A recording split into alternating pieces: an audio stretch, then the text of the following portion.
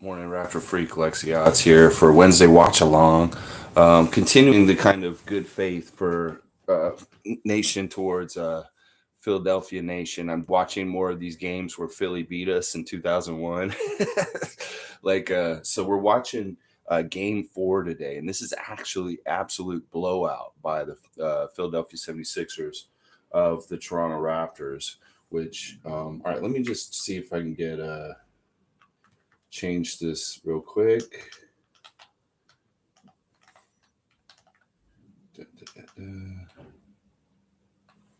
See if that's better. Yeah, a little darker is good. Okay. All right. Well, let's just get it started because it's 2 hours and I'm going to be on here till it's over. All right. So basically, this is another one of those games where Allen Iverson kind of goes off. Oh, come on. Where's exit? There it is. Yeah, this is another one of those where they were going back and forth. It would be Vince one game, and then it would be Allen the other game. And this is one where Iverson wins. So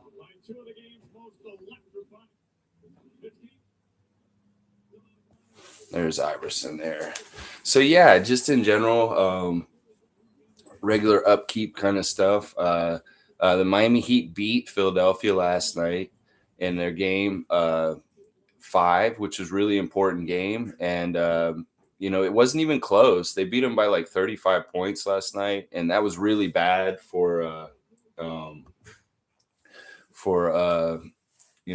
Philadelphia Nation. And really, it was a weird thing where they just didn't shoot well at all. And Miami was actually shooting really well. Struess was really good, and Miami just took care of them in different ways last night, which was like kind of expected. This series is really about the home court. Honestly, it's about the home court. Miami having home court's big deal because their fans are crazy, and then Philadelphia having a home court is a big deal because their fans are crazy. And the motivation for the Sixers is they don't want to lose on their own court and have to deal with their fans. Good morning, Tom Duke. Good to see you, man. There it is. There's the breakdown. 50 points by Allen in the second game and 50 points by Vince in the third game. So there were dueling 50-point games going on in this series at this point. And this is going to be the third 50-point game, except it's going to be Allen Iverson's game also. So there's Bill Walton doing the color commentary for this game. His son was a coach for a little while there. He actually got fired by Sacramento Kings after they lost to the Raptors earlier this season, last fall. We came in there and beat them. And, his son just lost the team. Like, they didn't respect him. Tom Duke is asking, what you think of Jokic getting the MVP? Well, I think that it was the right decision statistically. For me, those guys were so even in some ways. The three of them, Joel, Giannis, and Nikola Jokic, that you could have given it to any of those three and you wouldn't have gone wrong with it. But I'm kind of the guy that doesn't like one person continually getting the same thing over and over again. So I didn't really totally like that Jokic won this year. I think Giannis has already won too. He's won a couple times already. So it's like maybe it should have been Embiid this year, but it's not going to be, and it is what it is, and it's going to be Nikola Jokic for a second year in a row. And some people may like that, some people may not. But in honesty, he is actually one of the most valuable players to his team. Like Denver, I don't know what Denver would be without Jokic, and he does so many different things for that team in different ways and stuff like that, that it kind of makes sense. And it's really his per numbers and his defensive impact, his offensive impact. When you rate all those on a scale, he's the best player in the league by far. So, but Embiid really has an argument because he was a leading scorer and he was a center and he did all this other stuff like that. But otherwise, he was kind of, there's problems with Embiid's game still. Like, honestly, he's not as much of a passer as Jokic. So I don't know. I'm really okay with it. I knew that this is what was going to happen just from monitoring the votes that had been coming in, that they were all really siding with Jokic for the most part. So it made sense that this was the outcome in the end. But honestly, it could have been any of three of them. Like they could have made a case for Giannis Antetokounmpo. They could have obviously make a case for Embiid, leading scorer of the league, and then but Jokic, he's the one who got it eventually. So that is just what it is. But yeah, good question, Tom Duke. Pretty much all the awards are figured out at this point. I don't remember. I don't think there's any more that have to be figured out. I think we've got them all awarded. Tom's saying, I think that Morris is suing Jokic still. Hey, crazy situation. Oh, wow. Yeah, from that push earlier this season where it was really dirty, like really, really dirty. Like there was no reason to like launch yourself into the guy after the play was dead like that. That wasn't even during a play. It was just a dirty, like angry lunge. And yeah, I mean Morris. All right, there's probably a little bit of both. Like as far as like Morris is milking it. He's kind of like that person who's in the the freeway and somebody get rear ends them and they throw on a thing around their neck. All of a sudden, a collar as quickly as they got hit. And he's really milking it. And maybe he goes and finds Lionel Hutz from Simpsons, a lawyer like that, who's going to come in and try and get him money no matter what. I don't know. It's a weird situation. I think that it's good that he may be pursuing it because that kind of goonish, kind of after the whistle kind of play should never be in basketball. And then maybe he should be kind of like, punished for it. Yeah, ambulance chaser, Tom Duke. You know about that. But I think it's 50-50. It's like he has a right to do this, to bring a lawsuit against him for what he did because he lost games and he lost part playing for his career and stuff like that. And it could affect his career negatively in different ways. So I understand why he may be looking at legalities, but it's a little ticky-tack in some ways. But you know what? Listen, do it. Go ahead. Make an example of him for like being a goon and pushing after the ball. Now, this game is going to get really bad quick. Like the Raptors in this game, they end up like not scoring 20 points in hardly any of the quarters. I think in one quarter they scored 20 points, but for the other three quarters, they scored like 17 points in each one of the quarters. So this is a real like blowout, and it's on our own court, which was even worse. This series was weird. Like we'd have a really good game in Philadelphia and win on their court, and then we'd lose bad on our court. And it sucked. And, it shouldn't have necessarily gone to a 7-game series. If we just taken care of things on our own court, like in this game right here. Like this game might as well have been game 4 in the series we just played. Game 3, where Embiid hit the big three right at the end of the game and beat us on our own court and stuff like that. That was really bad. Really, really bad play at that time. So there's Chris Childs making the pass. No look to Vince Carter. They're showing highlights from the last game, and which these guys really were crazy scoring, going back and forth. Vince and Allen is such a historic time, and I know some Sixers fans that watch this and stuff like that, we're celebrating Allen Iverson here. Because like honestly, there was some weird bad blood between your fan nation and our fan nation after everything with Joel Embiid's injury, and you guys hating Pascal and sending him death threats and stuff like that. I'm just trying to show some good faith from Raptors fan nation here and show that we can appreciate old history between the two teams, even when we're not winning, even when we lose the game and stuff like that. And that's part of what's going on here as far as me watching the greatness of Allen Iverson against the Toronto Raptors from 21 years ago. Look, they're already out rebounding us 4-0. That's horrible. The game just started. No rebounds for the Raptors. Look at Vince, how he operates at the top of the key. Nice little pull up, mid range, missed. And that's going to be a lot of this game. Like the Raptors miss a lot of shots. They missed a second chance shot. They're going to get a third chance, but no, they're going to call a foul on Charles Oakley for muscling the ball out of their hands in that situation. Yeah, I just want to try and frame the picture better. Larry Brown, Hall of Fame coach. All right, let's see what happens here. Snow inbounds the ball. That's McKee bringing the ball up the court. Aaron McKee, great Sixer. Hounded by Chris Childs. This is interesting because they started Childs instead of looks like they started him instead of Alvin in this game. They were kind of oh wait, no, Alvin's out there too, I think. No, wait. Yeah, they're both out there. It's Chris Childs and Alvin Williams. So that means that Vince was starting small forward. They had like okay, so the starting lineup would be Chris Childs point guard, Alvin Williams shooting guard, Vince Carter small forward, Charles Oakley power forward, and center Antonio Davis. There's Antonio right there, former NBA All Star. Yeah, I know there's a lot of glare. I'm trying to fix it, Summer.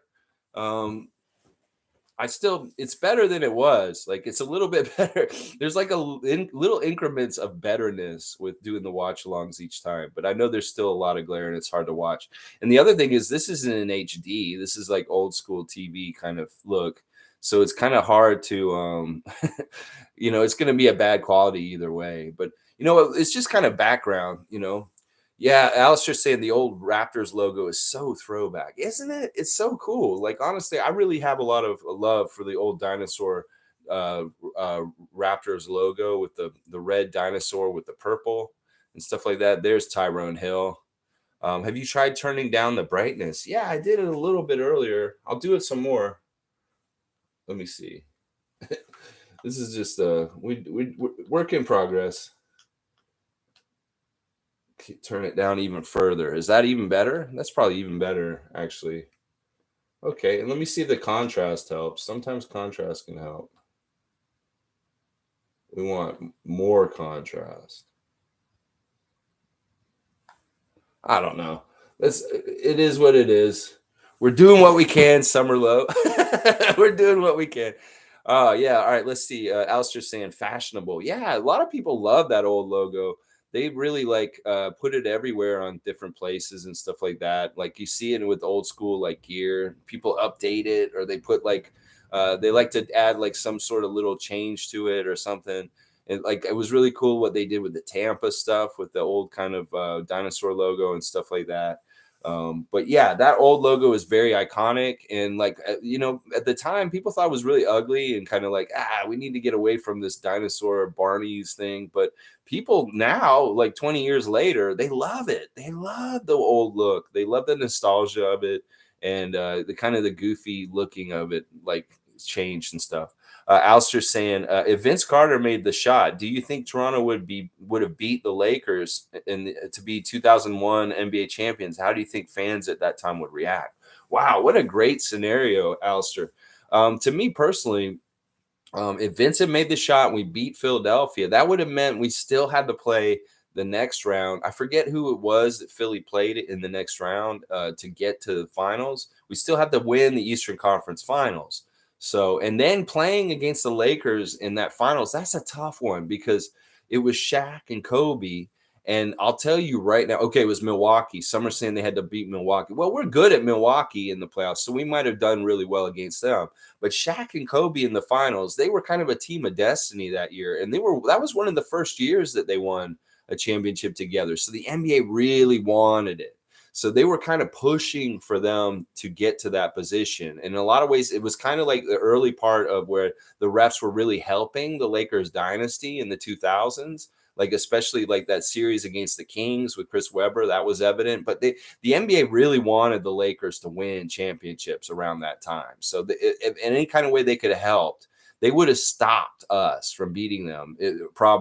Just like Philadelphia didn't have a chance against them. I think they got swept out. Like they didn't win one game in the finals when they went to the finals. I'm pretty sure. Let's see. G was saying they were calling it Barney, and some players were embarrassed of the logo and now saying they were just ahead of their time. Hope they bring back that logo. Yeah, I think that shows up from time to time with our old school kind of stuff. It was, it's cool when the Raptors wear the old purple dinosaur jerseys during the game. They do wear them from time to time. I remember in the 20th season, Kyle Lowry and them wearing them, and they were looking pretty good. They were updated, though. They weren't the exact same color of purple. They were a better shade of purple, so they didn't look as tacky. That was a small little change that they did and stuff like that.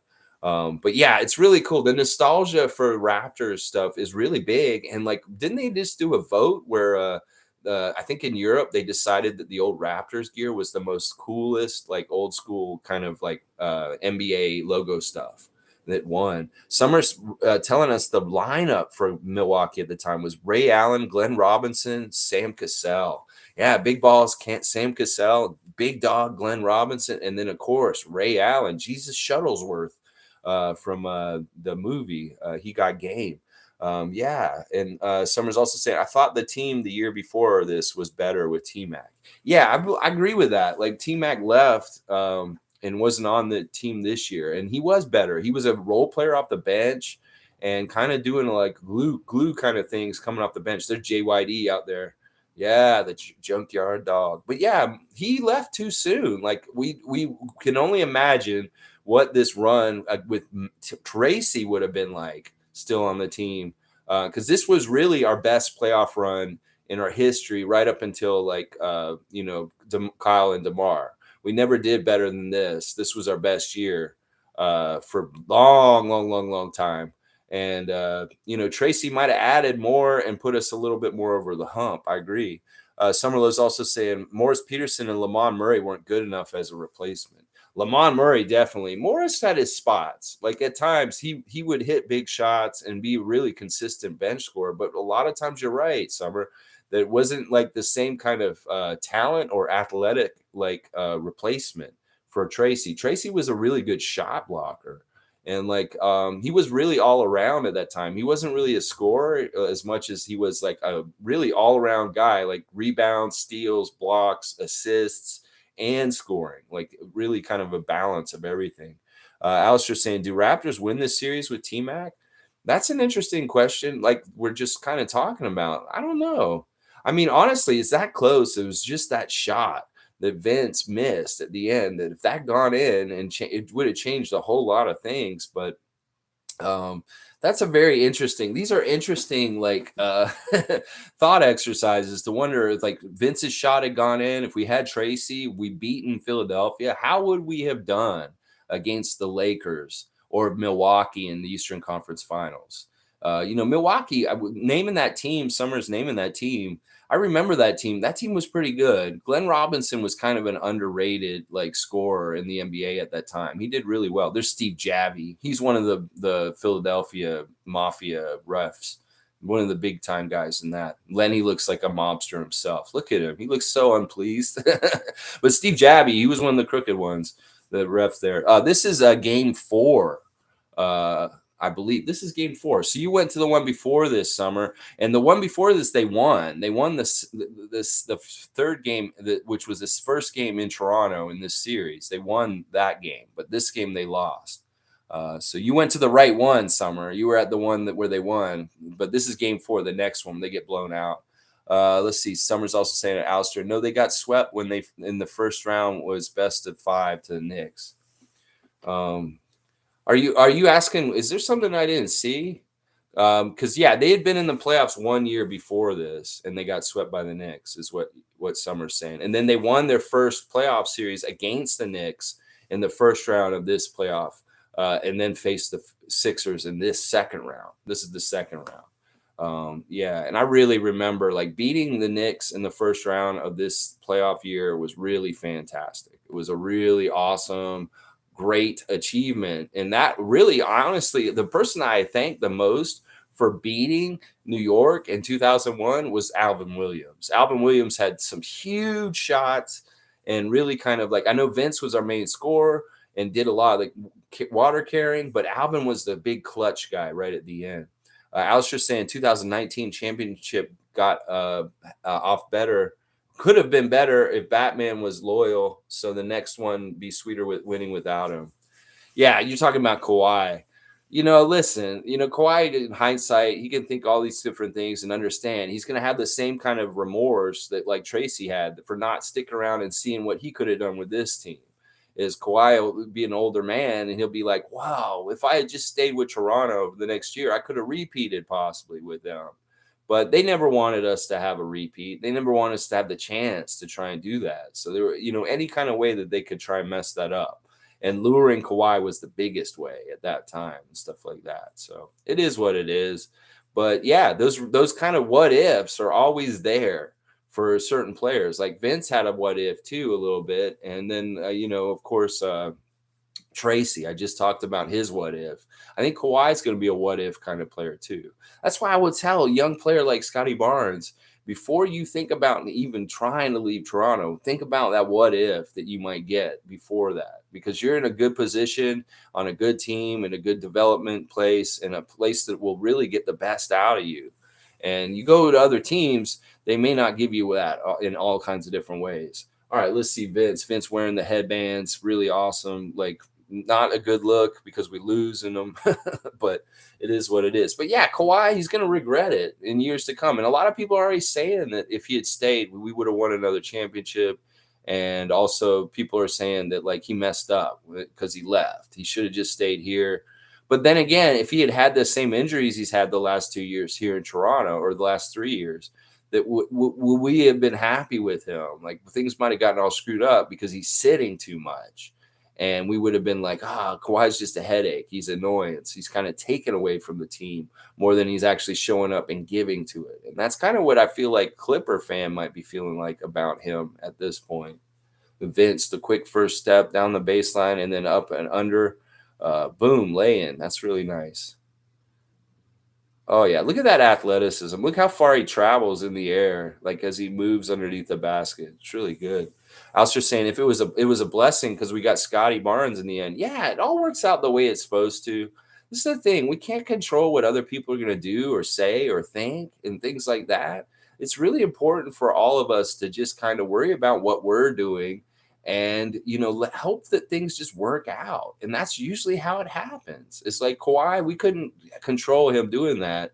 So we control what we could, and we take care of things after he left, and boom, things work out in the long run. That's the way you got to do it, because when you put all your eggs in the basket with somebody like Kawhi, they can screw you over and really steer your ship into the ground and like really mess your franchise up. So that was really smart of Masai to have the guts to tell Kawhi, it's like, no, I'm not going to make this deal for Paul George and Russell Westbrook and trade Pascal Siakam and OG Anunoby for these guys. That we like these guys. You got to work with the guys we have with you. You don't get to pick who you want to bring here.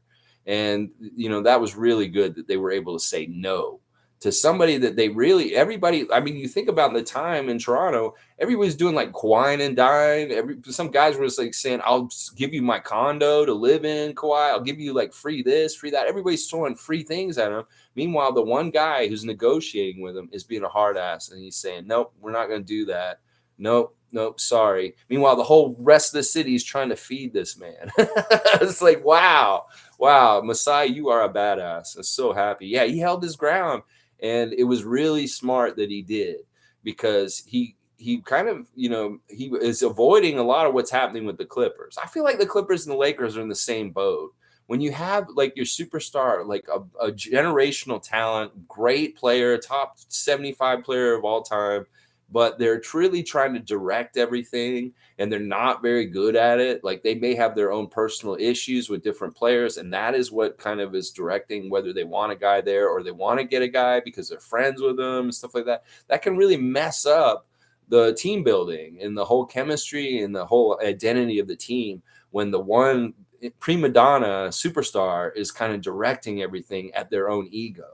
And the ego is really what it is. It's like, it really messes up the team. And we see that with both Los Angeles teams. It's not going to get any better for them until those guys leave. Alvin jawing at Steve Javy. I love that. That's pretty good. Alster saying, do you think Kawhi's injuries are karma for turning his back on the city? I don't even know. Like, honestly, I talked about this on Sunday. I don't even know how much his injuries are really like that serious. Like, I feel like this dude is really just kind of sitting around, and he's may not even be trying like that hard to get back or get better. That he's really like finally got his accomplished goals, which was to get a big contract in LA and be around his family and be there. And that's all he cares about. He doesn't care about winning more championships, I don't think, because he's won a couple now. And, it doesn't seem like he cares about playing or he would be trying harder to get back on the court. Like there was a lot of speculation about whether Kawhi could play in the last month of the season to ramp up and get ready to be ready for the playoffs. Well, they just threw that out the window and said, no, he's not going to come back this year at all and stuff like that. Now, I may be totally wrong, and this may be a really serious injury that's really been holding him up for a long time, but this doesn't make any sense to me. Like the dude doesn't have the wear and tear on him like most average NBA players. And that sometimes I feel like he's just sitting because it's just load management, resting him, even though he has no reason to rest because the dude hasn't even been playing. So it's like, it's such a mystery to me. That's why the suggestion I had on Sunday was they need to go get insurance fraud investigators. These people that go out and check claims check to see if people are actually really hurt, or they may get up, they're not actually in the wheelchair when nobody's looking, and they're walking around their house and stuff. The fraud investigators. Well, maybe they need to get a fraud investigator to come check out Kawhi Leonard and how he's living, and whether this is actually an actual real reason for why he missed the entire past season. Because that's the thing I wonder about it. I don't even know. Alistair saying Embiid paying for being dirty, still no ring, still second round exits. Yeah. Listen, we've talked so much about what happened right at the end of the series with Philly and Pascal and Joel. I don't think that Pascal did it on purpose, and I don't think that it's something that was meant to happen that way. But it maybe was meant to happen that way, but by the gods of basketball out there, the forces unseen, the people that are out there just making free throws missed on technicals that shouldn't have been called, the forces out there. And I feel like that's a part of it. And the other thing about what you're saying here is about him, I don't think Philly's going to win a championship. Honestly, that Philadelphia thinks they are. They need to figure it out better because their team lacks a couple of different things that will help them win a championship. And right now we're seeing Miami Heat's bench outclassing the Philadelphia 76ers bench. And last night it was very evident. I look at these two players on both sides, Max Strus and Georges Niang, and I really look at them as being very similar. They have a similar kind of role on both teams and stuff, but Strus is a way better efficient shooter. He has a way better shooting percentage than Niang. And in some ways, he's a little bit more athletic than him too.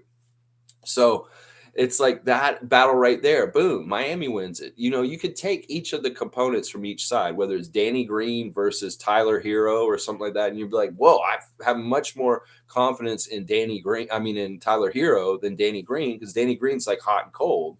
And you go down the line through every position on the teams.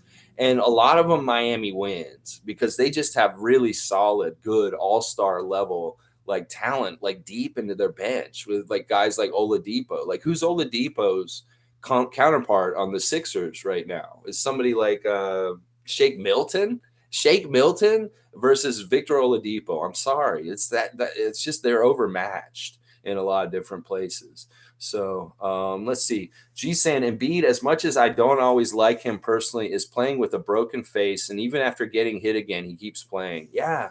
I have to respect that. There are some things, you got to give due when credit is due in some ways. But in some ways, you just got to be yeah, this guy's still a big idiot and kind of an immature kid at the way he acts. But also at the same time, you got to be kind of wow, his face is broken. His thumb is messed up. And he's still going out there like a warrior and getting on the court and battling and fighting everybody. And, there is something that I respect in that too, G.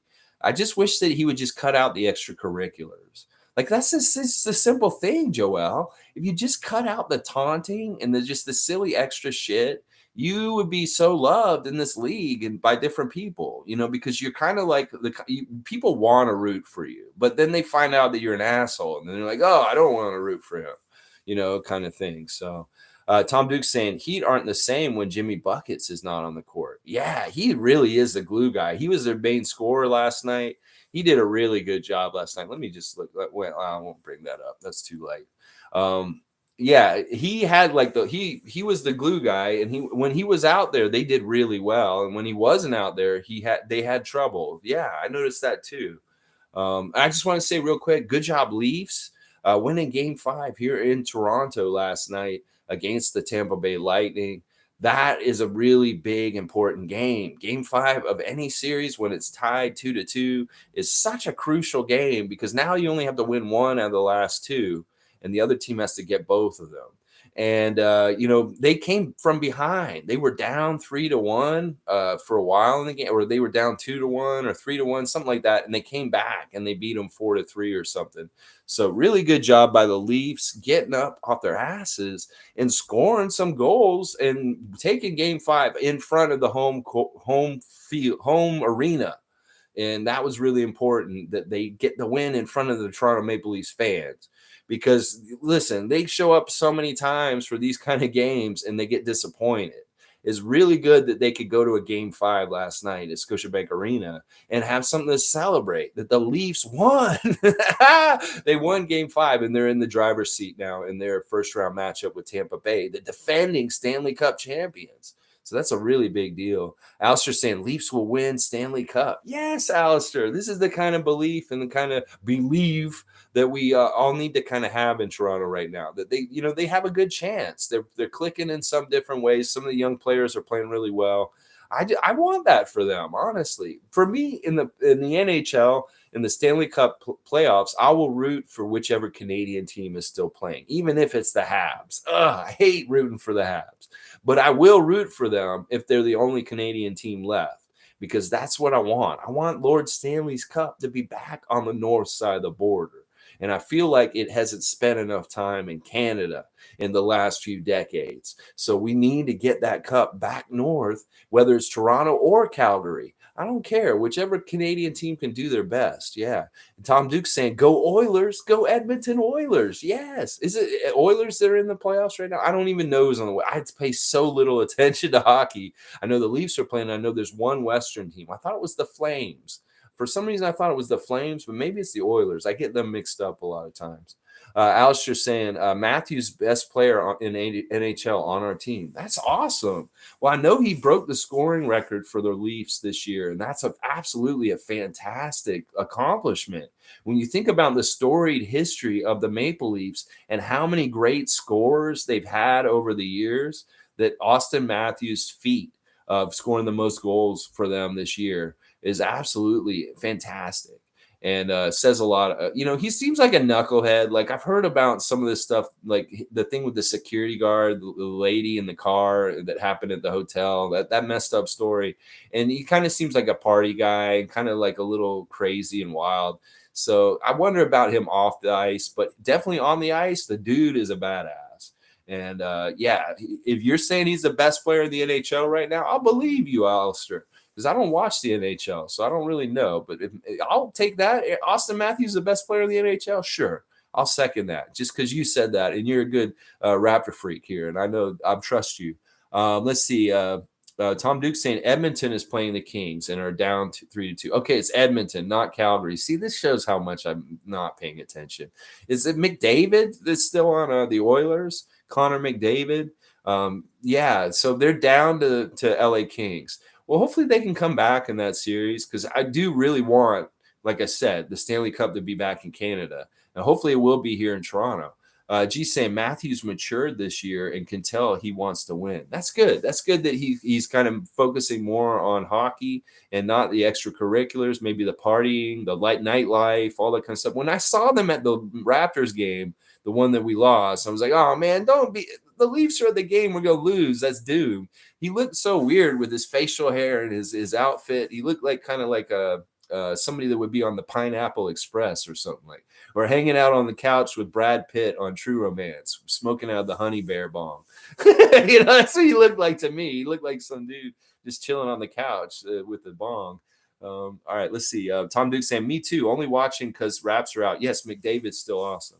Yeah, the hockey, like I pay attention just by watching the box score. Like last night, I just kept kind of tabs on the score because I know it's a big deal here in Toronto right now. The Leafs playing, and especially the game being here in Toronto. The city was just watching the game last night, and that's really good. It's good that the Leafs are doing something in the playoffs and stuff like that this year, and they're actually winning their first round series right now. That's really fantastic for Toronto, just in general.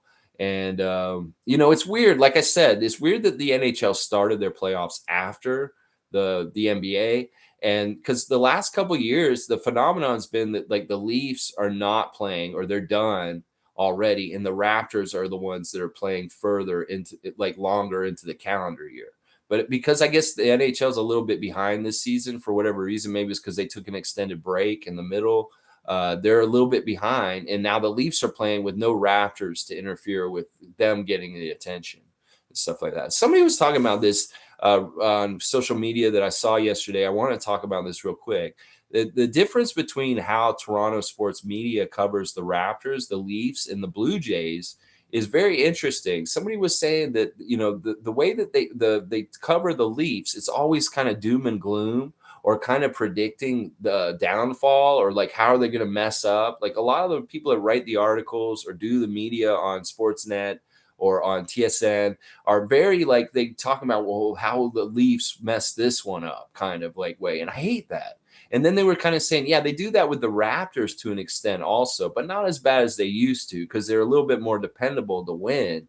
And then like the way that they treat the Blue Jays, and I really think this is because it's Rogers and that Rogers owns the Blue Jays, the Rogers Center, and they also own Sportsnet and a lot of those sports channels that they really try and paint a sunny picture for the Blue Jays no matter what. Like you'll see, like even if the Blue Jays are absolute garbage, they'll be pitching sunshine and sunny days about the Blue Jays no matter what. Whereas like with the Raptors and the Leafs, they're more likely to talk about how they're kind of doomed to fail. That's a very interesting observation this person made the other day about this, and it made me realize that there's something to it. And then it may have to do with the ownership of Rogers owning the baseball team and all that, and them really making like pro propaganda for them to sell tickets no matter what. And I'm not saying that they're dissing or putting down the Raptors and the Leafs, but they're definitely covering them with a different kind of stance. Like it's almost a stance. It's kind of like they're writing from a position of like failure or like they may fail or like how like it's really if you understand how you write media or like write stories, you can really slant it in different ways, and that's what I'm trying to talk about right now. I can't possibly, I'm not talking about it correctly exactly, but anyway, that makes sense what I'm trying to say. All right, so looking at this now, 8-point lead for Philadelphia over the Raptors. It doesn't get any better than this. I'm going to tell you right now, this game ends up being like a 30-point almost blowout.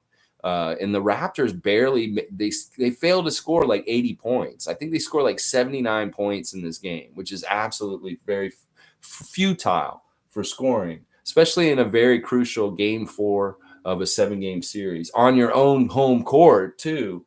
Let's see, is Davis to Chris Childs, who just lost the ball, and now in transition, Allen Iverson, easy layup.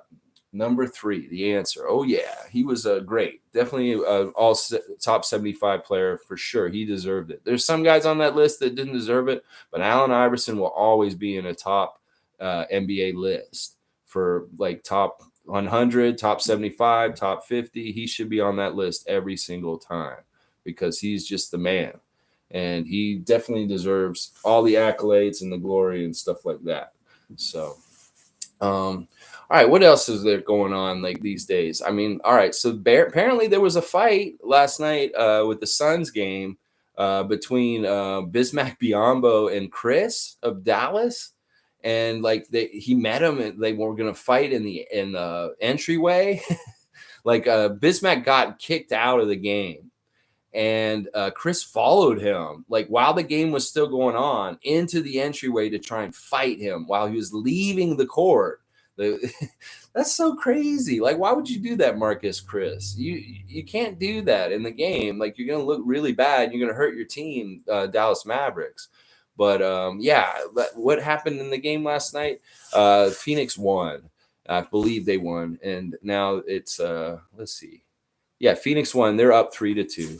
So yeah, that was crazy. Bismack was like, there's so much drama. There's a lot of physical drama. There's a lot of fighting drama and all kinds of stuff. Bismack, why would you want to follow him and fight him, Chris? You're crazy. I wouldn't mess with Bismack Biyombo. That guy is big, very big, and very strong. But yeah, the physicalness and the intensity of the games is really bringing things out of people, whether it's these injuries and dirty plays, whether it's just like, people wanting to fight or get in each other's faces. They're playing for it all, and they really, really want it, and they care about it. And that's part of what makes the game exciting, but it can also be a line that can be crossed, and not a good line that can go into different areas and different things for different things. Alistair's saying, who will win the NBA championship? I was thinking about this. I really don't want anybody in the East to win it at this point. The 4 teams that are left, Philadelphia, no. Miami, even though I love Kyle, he's not even really playing right now. He's basically like Fred VanVleet was for us in the first round. He's hurt, and he's more of a detriment when he's out on the court. When they don't play him, they blow Philadelphia out like they did last night. So I can't really root for the Heat. I don't want them to win more championships for their dynasties. And I don't want Boston and Milwaukee. I don't want Milwaukee to repeat, and I don't want Boston to win for sure. So I definitely want a team out west to win. And it's looking like the 2 strong teams are Phoenix and Golden State. I personally would love to see Phoenix win their first championship myself. And because of the record and the way they're playing, hopefully that can happen. But Golden State's a wily team of veterans that have gone many championships. So it's tough to say. I don't want necessarily Golden State to win, but if it has to be somebody between like Golden State and Miami, I'm probably rooting for Golden State, as crazy as that sounds. Just because I just don't like Eastern teams winning if it isn't us. It's basically it. But if I'm really like talking about it without a guess, or like any like how I feel about it, I think it may be Boston versus Phoenix in the final, and that hopefully Phoenix will win, because Boston's looking the best out of the Eastern teams. Like the fact that Miami has lost to Philly twice has made me think that they're very vulnerable. That Miami can lose to Philly twice, that they can lose to Boston in a 7-game series. So I think the winner of the Milwaukee-Boston series will get to the finals, and it'll be against the winner of between Golden State and Phoenix in the Western. Raymond Jacob is saying, Raptors always win in my mind. All that matters. Yes, Raymond Jacob. We're winning because, like Masai said, we went to Tampa and we won because Scotty Barnes. We just make a winning situation out of anything. Like this year, we won because we got to the playoffs. We made it to the playoffs. We won 2 playoff games and got some experience for our young players, Scotty Barnes, Precious Achiuwa, Delano Banton. They got the experience of being in the playoffs and having their first playoff win, having their first playoff loss, and having all that experience is really valuable. And so we are winning, Raymond. You're exactly right. We're winning because we're ahead of the curve as far as our developing young team. And we're winning because we got Masai Ujiri. We're winning because we got Nick Nurse. We're winning because we got Scotty Barnes. These are all things that make us win and stuff like that. And plus, we got a badass Scotiabank Arena. We got some of the best fans in the world, and just all kinds of stuff. Our franchise is just really awesome and fun to root for. In fact, I'm hearing more and more noise from different fan bases online because I'm really paying attention to Twitter. I know you and I have talked about this, Raymond, how you stay away from it for the most part. Or, other people stay away from the Twitter because it's just annoying. But I'm really trying to see what people are saying about us, the perception. And you'd be surprised how many people in other fan nations are saying stuff right now like, if the Lakers don't get a good head coach, then I don't care. I'm rooting for the Raptors next year. There's like, they're saying stuff like that. They're like, if my team doesn't do this and show that they're capable in certain areas as far as their management or different things, then I'm turning my back on my team and I'm joining Raptors fan nation. So I'm seeing more and more posts like that, which is very interesting to me, because in some ways that's them recognizing that we have things going on the up and up, and that we have a lot of good things happening, and that they're sick of rooting for a team that just disappoints them over and over again. And they realize a safe place to land for that is rooting for the Toronto Raptors, because that whatever happens with Masai in charge and different things like that, you're not going to get completely screwed over where you're like, oh, fuck, this is an absolute disaster and everything's just shitty and like our team is so pathetic.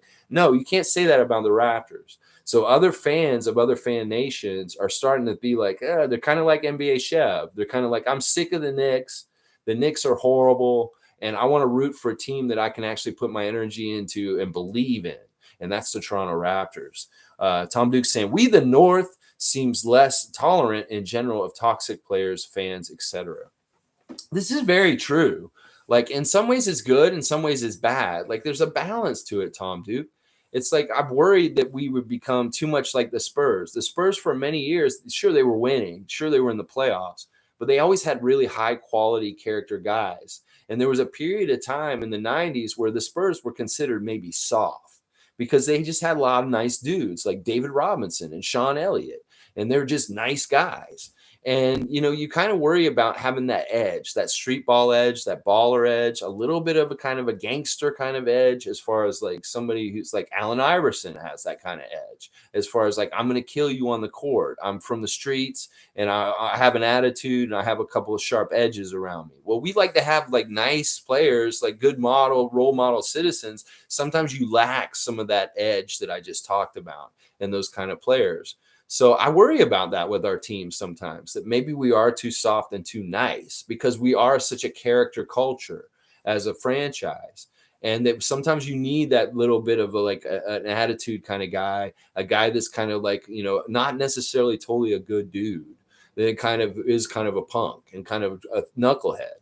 And that's what I worry about. It's like if we can get nice guys that can have that kind of edge to them when they need to, that's good. But sometimes you do need a Charles Oakley kind of guy. Or like, you know, we talked about Montrezl Harrell recently, about him being on the Raptors. He would kind of bring what I'm talking about to our team, as far as like we wouldn't be so nice and stuff like that.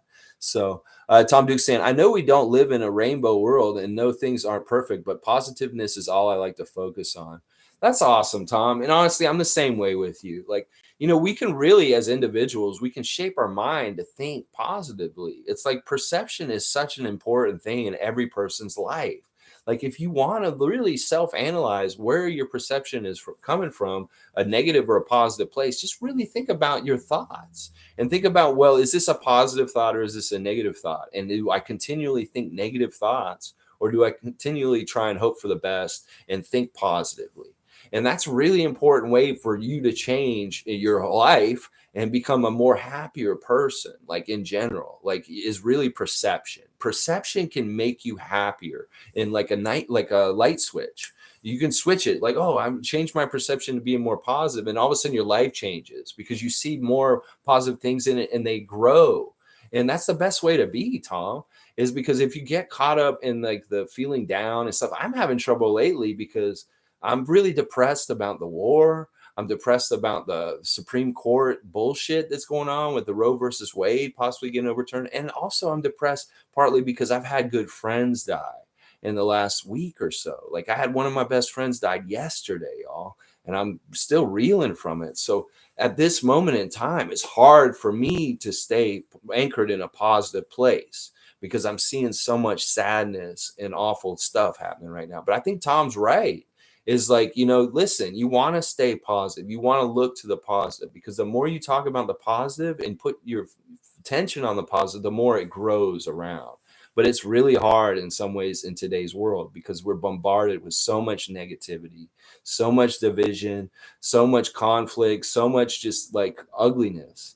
And, you know, that's why we all need to carve out our little like parts of solace and happiness and peacefulness in our own lives and places and stuff like that for when things get like this and stuff like that. But yeah, I'm with you, Tom. I'm a very big purveyor and pusher of positive thinking and how it can really change your life like that and change things like that, man. Yeah, hard like a happy bull running the pasture. Yeah, you know, like, listen, you know, there's nothing inherently good or bad in this world. It is just what it is. I'm going to get really Buddhist and Zen here. It's like everything is just what it is. And it's we put our own feelings on something to make it bad or good in some ways. Yeah, sure. War is awful. Sure. This Supreme Court thing is awful too. But, you know, we can try and figure out ways to take control of the situation and make the world a better place and still try and stay positive also at the same time. Tom saying, oh, buddy, sorry to hear. You do show the light so much. Appreciate it, my wife. I appreciate that, Tom. Like, honestly, if there's one influence like I have on this world is to help people smile more and just have an easier time. My buddy that died yesterday, he was a huge NBA fan, and we would talk NBA like for hours. And I just feel really lucky that I got to talk to him a couple of times on Facebook chat in the last couple months before he passed yesterday. And yeah, it's just a really sad story. I mean, he had a tumor on his spine, which cut off his, it was like growing into his spinal column. And so he became paraplegic, and he was in a wheelchair for the last 15 years of his life. And he was in a lot of pain. So I'm just glad that he's not in pain anymore. But it's sad. I'm not happy that he's gone. And I wish that him and I had been closer in recent years. But I'm really glad that him and I caught up before he died. So it's just, I don't know. I found out last night, like at midnight, so I'm still really dealing with it. And I'm committed to doing these live streams, so I'm just trying to power through them and stuff. So, but yeah, it sucks, and especially because Todd was like my basketball buddy. We ran a team together, we coached together. He's really smart about basketball. Him and I were the guys that really talked the most basketball in my life. Like him and I, like we ran the team and coached it together, and even after I left and came back to Canada, he continued to run the team in Florida for like 4 years after I was gone. And it was just fun. It's really fun times. We did all kinds of crazy stuff, before he got confined to that wheelchair. And that was really tough. Like, that was really tough. As soon as he got confined in the wheelchair, became paraplegic. See, they did experimental surgery on his tumor on his spinal cord. The Miami Dolphins surgical team, like in the South Florida, they did an experimental surgery on him, and it didn't go well. Like it actually made him paraplegic when they tried to do it. It severed his spine, and then that's when he had to be in the wheelchair. And he had gotten married, and his wife left him right after that. She didn't want to take care of him. It was awful. It was really messed up. You really want to find somebody who won't cut and run on you when the shit hits the fan. And that happened with him. And that really pissed me off. Like, at that time, it was like she just left him.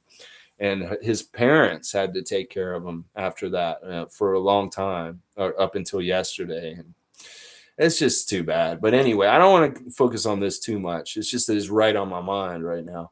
Tom's saying, that really sucks. Glad you have some closure. Things seem tough all over. Keep on keeping on. Yeah, man. That's what we got to do, Tom. And I appreciate you guys showing up regularly, like the regulars that show up every day and converse with me. It's like, listen, like I said, the last 2 years have been weird in the pandemic, and my social life has changed a lot. Like I used to have a lot of friends and I'd see them in person, but I've been staying home, and you guys really are kind of my social circle in a lot of ways right now. So it's really important that I keep doing this. And I really appreciate you guys all showing up and talking to me too. All right, let's get back on the past, I guess.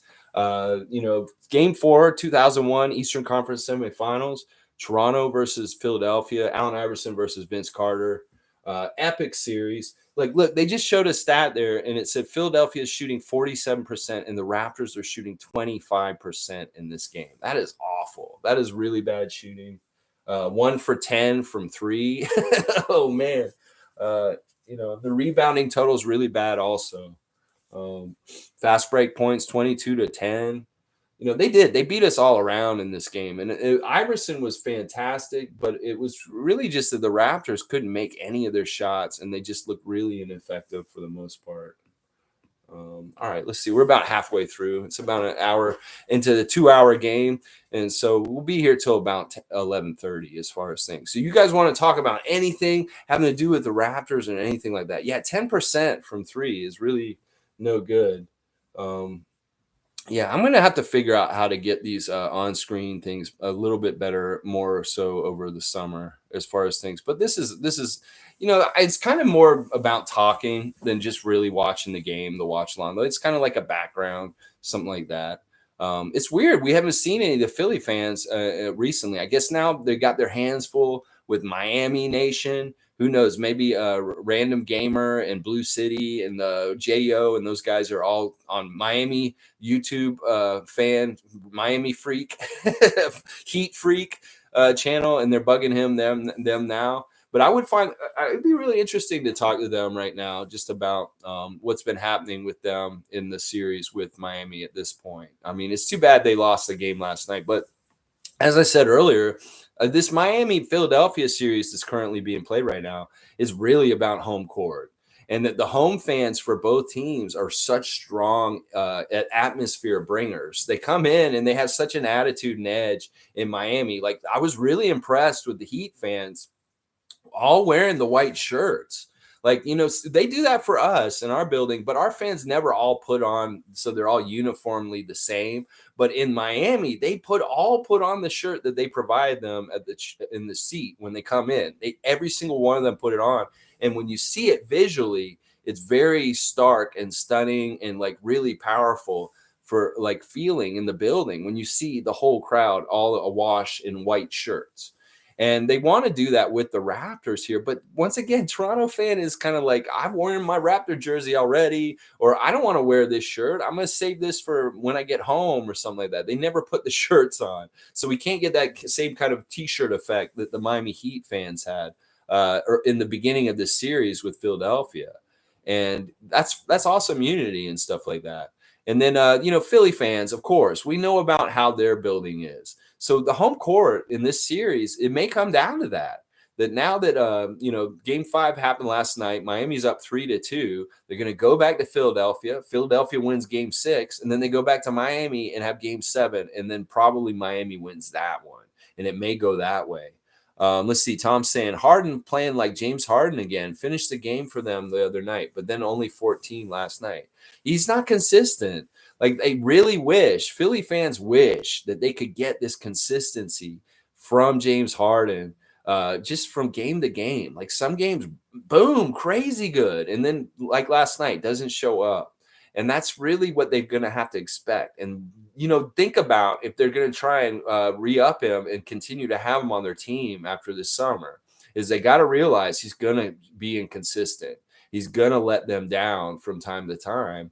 And he can't just show up every single time and consistently just be that amazing badass for them that they'd hoped. But yeah, that's a good point, Tom, because like, honestly, that's a big key for them.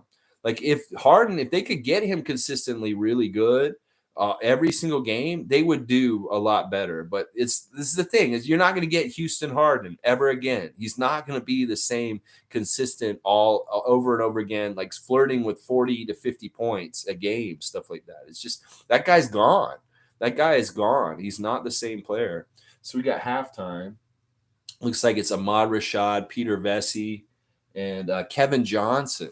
Kevin Johnson it's PJ Carlissimo, not Peter Vesey. These are really controversial guys that are in this segment. Like PJ, you guys know the story about him and Latrell Sprewell.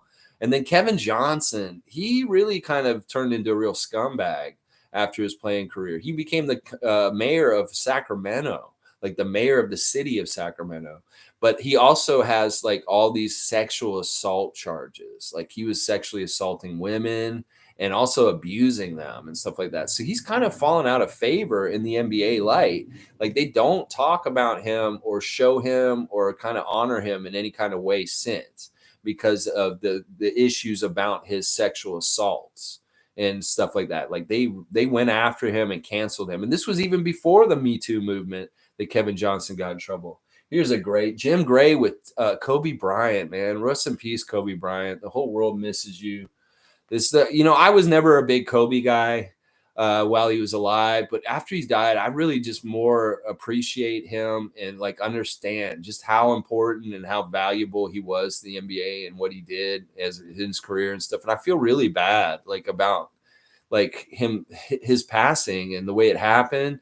And, I have so much respect for Kobe at this point. Like, as far as like the way he was, the way he worked, the Mamba mentality, the way that he wanted the best out of everyone, the way that he played, the way he carried himself, the comments that I said recently about him saying that he always told his wife, well, I got to play because people paid good, hard-earned money to come see me particularly. So even if I'm a little bit hurt, I'm going to go out there on court and play. He was just a badass. And it's really interesting and stuff that his father was a pro and then he was around the game at different times. and like just different stuff like that. It's really, really sad, his untimely death. It was really, really way too young. And even more sad, the fact that his daughter was with him and the other people that were on the helicopter that were young people that died so young. It was really just awful. There's Johnson throwing down the dunk. Kevin Johnson used to be able to dunk. For a little guy, like he's like 6'2", 6'3", he could really throw down. Like he was like Iverson before Iverson with those like getting up there and throwing it down kind of dunks. Yeah, you never see anything about PJ Carlesimo anymore either. Ahmad Rashad, I don't know where you've been. Like Inside the NBA was such a cool Inside Stuff. That was such a good show. I was on an episode of Inside Stuff way back. I was in the background of Ahmad Rashad was interviewing Tracy McGrady in the parking lot of Scotiabank Arena when it was Air Canada Center. It was before they built all those buildings that are out to the west in between Scotiabank and the Skydome. They didn't have buildings there in the beginning. There was a parking lot there. That's actually where the parking lot for the arena was. And one morning I was walking into work to make subs, and it's a snowy morning. I remember it was snow on the ground, and I saw Ahmad Rashad and Tracy McGrady sitting outside in the parking lot on a bench doing an interview for Inside Stuff. And I just happened to walk behind them in the camera angle and got on appearing on the episode. Like, and a friend of mine down in Florida, JJ, he was watching Inside Stuff, and he was watching this interview with Tracy McGrady and Ahmad Rashad. And all of a sudden he saw me walk behind them. He's like, I saw you on Inside Stuff with Ahmad Rashad. And I was like, what? No way. I was like, cool. And I found the clip, and I was like, yeah, there was my crazy skinny ass walking in the background and appearing on Inside Stuff. So I appeared on an NBA Inside Stuff episode in the early 2000s just because I was walking to work and they were outside having an interview. I've tried to find the clip since on YouTube or somewhere, but I haven't found it since. But I want to find it again, because that was I love having that claim to fame that I was like, I was on NBA Inside Stuff, even though it was just by accident walking behind them. But you can see me, and I did make the edit. Like I wasn't like cut out or something. You can see me for sure. So there we go. Milwaukee's taking care of Hornets in the other series, tied 2-2, 78-85. Oh, no, that's Hornets won that game. Yeah, so they tied it up, and then Milwaukee, of course, goes on to win it. They're talking to Baron Davis. Baron Davis got so much grief from Donald Sterling. There's interesting. They're making another like winning time kind of show, but it's Donald Sterling. It's going to be about how awful and racist and crazy he was as the owner of the Clippers. That should be really interesting, stuff like that. Tom Duke saying, I envision you being on NBA Inside Stuff again. I don't even know if they do that show anymore, NBA Inside Stuff, like with Willow Bay and Ahmad Rashad. I don't think they make that show anymore in any kind of way. Partly it's because the NBA Inside Stuff show was an NBC show. You see, there's the peacock on the microphone right there. Is NBA was on NBC. Yeah,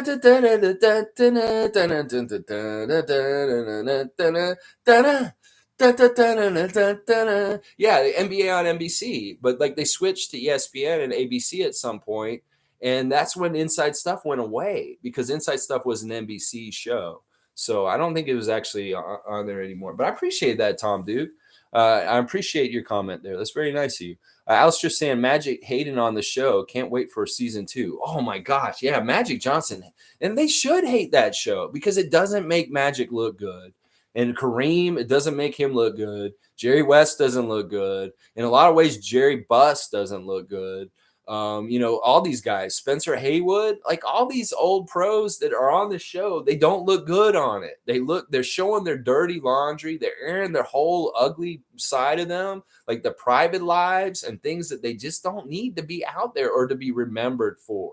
It's like, listen, I understand. Like, this is the way it's been throughout history with sports heroes like Babe Ruth. Babe Ruth was an asshole. Babe Ruth did all kinds of crazy things, but we all remember Babe Ruth for the Babe Ruth kind of things that he did. Like, you want to remember these guys without all the dirtiness and all the ugliness. And it makes you look at the players differently. It totally does, Alistair. Like, people may not have realized how Kareem was back then. He was an asshole. And when he says fuck off to people like he does on that show, that is pretty accurate. to how he would act at times in some ways. I'm not saying that it's not accurate in some ways. It's just that you don't need to show that side of things. Like, listen, this is the guy who scored the most points in the NBA in the history, because he had a 20-year career and he has the most points. And LeBron's trying to break his record at this point, but he deserves better than this. Like, they don't deserve this kind of thing.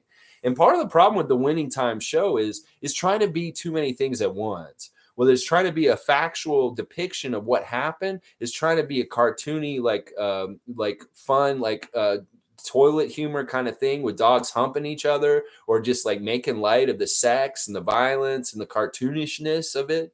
And then at the same time, they're also trying to make like big statements about social issues, like society, about racism, about like the players' issues, like Spencer Haywood becoming the first player out of high school, fighting for that. And like, you can't mix all that up and try and make something serious. It's not serious enough. It doesn't treat the very important issues like the racism and the womanizing in a way that gets across the right message. It gets across like, this is cool, and this is kind of like a Adam McKay movie. It's just kind of fun, but it doesn't treat those subjects with the right kind of, the right way. It kind of treats them too casually and kind of just like throwaway kind of fun alongside like, dogs humping. And then the next moment they'll have a really deep conversation about racism in society and stuff like that. You can't put them together because it minimizes the other and it takes it down with it and stuff like that. So let's see. Summer Low State. I really think the Raptors 2008 roster was really good. Can you remember who was on that team? All right, Summer. Let me think. That would be Chris Bosh year. So I would think it's Chris Bosh, Jose Calderon, TJ Ford, Anthony Parker probably around then. Maybe Morris Peterson was still on the team at that time. I'm guessing that's right around then. Was this TJ Ford versus Jose Calderon year where they were both dueling kind of as the point guards? No TJ Ford that year, but Jose was there already. I know that. I'm pretty sure it was Jose. Maybe it was Garboza. Garboza was there, and Bargnani was in his first year, is what I want to say, is something like that, maybe. I don't know exactly the year. I'm doing this off the top of my head. This is like a good test for me, Summer. So you can test me. You're turning the tables on me. You're the Raptors trivia today. So let me see how good I can do. So no TJ Ford, but am I kind of right? It was like Bosh. Was it Bosh Bargnani? Jermaine O'Neal. Oh yeah, Jermaine O'Neal year. Yeah, we had Twin Towers. We had Bosh and O'Neal and Sean Marion. Sean Marion had a couple of like one good year here. One good year where he was pretty good. That was a very talented team. And I think that if Jermaine hadn't been so hurt, like he got hurt a couple of times during the season, we would have done better. Because when he was playing, he was a double-double machine, and he was really effective at scoring and doing a lot of different good things. Okay, yeah, I'm jogging my memory. We did have Anthony Parker and Jose also. Parker was such a good two guard. He really is similar in some ways to what Gary and Doug Christie have done. Like Doug Christie and Gary and Anthony Parker kind of similar to me. They're like 3-and-D kind of like really good defenders, but really good at steals, but also three-point threats. But Parker's nowhere near as good as Trent. And I would say that Trent's way better than Christie also, but Parker wasn't as good as Christie. It's kind of like a weird, like I'd say Gary Trent's the best player out of those three that's like that, and then Doug Christie, and then Anthony Parker. Because even Anthony Parker would tell you himself, I'm not even the best basketball player in my family. It's Candace Parker. His sister was the best basketball player in his family. And same thing Reggie would say too about his sister, Cheryl. That Reggie Miller would say that Cheryl Miller was actually better than him also. As amazing as that sounds, because Reggie Miller is one of the greatest NBA players ever. And Cheryl Miller was that much better than him. Well, Anthony Parker is the same way. His sister is actually a better basketball player than him, Candace. They also had Capono and Humphreys, Chris Humphreys. Yeah, that was right around when Chris Humphreys was with Kim Kardashian. And I remember that was kind of a weird thing that was going on because he was on like reality TV shows with her. And he looked like such an idiot on all those shows. Like he was kind of like dead wood. He didn't really have a whole lot of personality. He would come on those shows and kind of like, he kind of got treated like a doormat in some ways from what I remember. But yeah, that was a really weird time when he was dating Kim Kardashian before all these other people that she dated. It was Chris Humphreys. And then Capono was great because he won that 3-point shootout for us and stuff right around then too. So I liked Capono in our jersey. He wasn't here very long, but he was definitely a very like specific weapon as a 3-point shooter for us. Alistair saying, even though we know they're joking, neither could play in the NBA. Who are you talking about? Oh, wait. All right. Let me see. Hang on. All right. I skipped a Raymond Jacob here. I want to see what this is. Raymond Jacob saying, have you seen the new Netflix Adam Sandler trailer, Hustle? It looks so good. Uncut Gems was good too. I like Adam Sandler. Yeah, he's a real NBA fan. And that Uncut Gems was so good. Kevin Garnett was really good in that movie as far as an actor. And I thought that was Adam Sandler's